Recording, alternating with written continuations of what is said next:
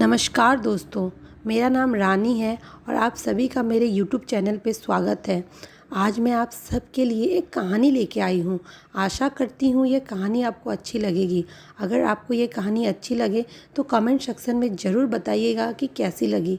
तो चलिए मैं अपनी कहानी शुरू करती हूँ और मेरे कहानी का शीर्षक है जो चला जाता है वापस नहीं आता। मेरा बेटा जब छोटा सा था, मैं अपने कामों में हमेशा व्यस्त रहती थी। मैं इतनी व्यस्त थी कि मुझे यह नहीं मालूम था कि मेरा बेटा कब सुबह उठता है, उसे नाश्ते में क्या पसंद है। बस मन में जो भी आता उसे ही बना के रख देती और मेरा बच्चा चुपचाप उसे खा लेता बिना किसी शिकायत के। छोटा सा ही परिवार था मेरा, मैं, मेरे पति और मेरा बेटा। मैं नौकरी करती थी और इतनी व्यस्त रहती थी कि मैंने कभी भी ये जानने की कोशिश नहीं की कि मेरे बेटे की पसंद क्या है और नापसंद। मुझे यह भी नहीं मालूम था कि उसकी ज़रूरतें क्या हैं। हाँ, उसके लिए महंगे कपड़े, खिलौने और अच्छे अच्छे खाने की चीज़ें लाकर उसे दिया करती थी। हम पति पत्नी जब ऑफिस से थके हारे घर लौटते तो उसके साथ कभी भी बैठकर बात नहीं करते। वो बेचारा चुपचाप अपने कमरे में बैठा रहता और हम भी अपने काम में लग जाते। धीरे धीरे वो बड़ा हो रहा था और चुपचाप रहने लगा। हमने कभी भी इस बात का ध्यान नहीं दिया आखिर उसके मन में क्या चल रहा है। हम यही सोचते रहते कि वह शांत स्वभाव का है। हम बस अपनी पार्टियों में और दोस्तों में और घूमने फिरने में लगे थे और देखते ही देखते एक दिन वो बड़ा हो गया। हमने कभी भी उससे यह नहीं पूछा, बेटा बताओ आज क्या खाओगे, आज तुम्हारे लिए क्या बनाएं, चलो आज तुम्हारे साथ कुछ गेम खेलते हैं, चलो तुम्हारे साथ साइकिल चलाते हैं, बताओ तुम्हें कोई परेशानी तो नहीं।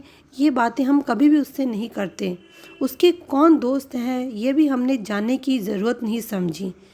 वो सही संगति में है या बुरी संगति में, यह भी हमें नहीं पता था। हम बस उसकी ज़रूरतों को पूरा करते जा रहे थे और वो जो भी मांगता उसे देते। इन सब में हमने कभी यह नहीं जानने की कोशिश की कि उसकी ज़िंदगी में क्या चल रहा है। हम अपनी ज़िंदगी में इतने व्यस्त थे कि अपने बच्चे के बारे में कभी कुछ सोचा ही नहीं। हम बस पैसों के पीछे भाग रहे थे और बस पैसा कमाना ही हमारा मकसद था।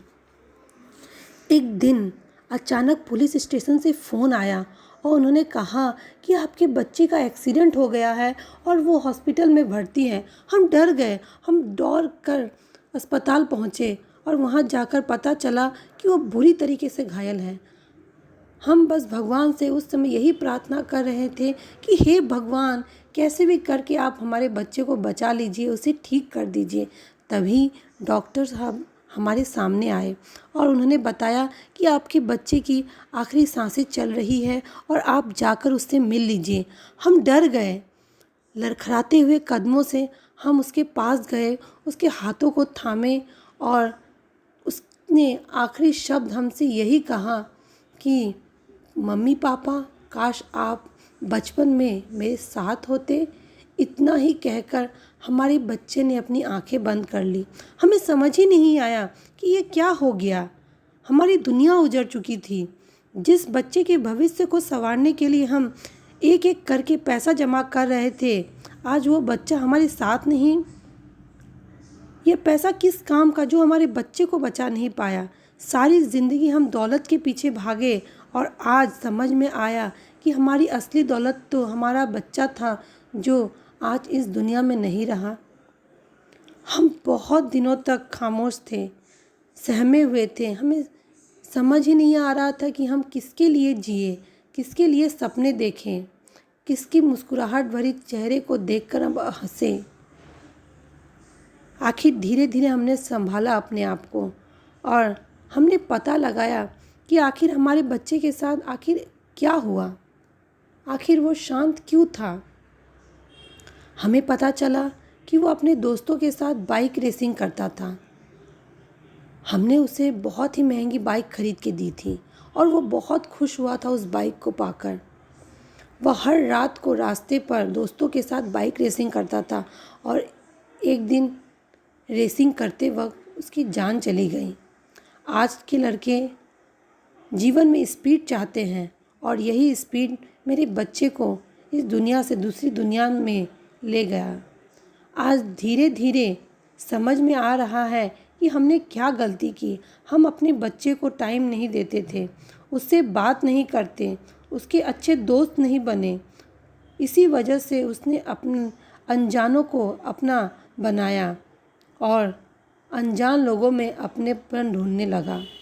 हमने कभी यह जानने की कोशिश नहीं की कि वो कहाँ जाता था, किससे मिलता था, क्या करता था।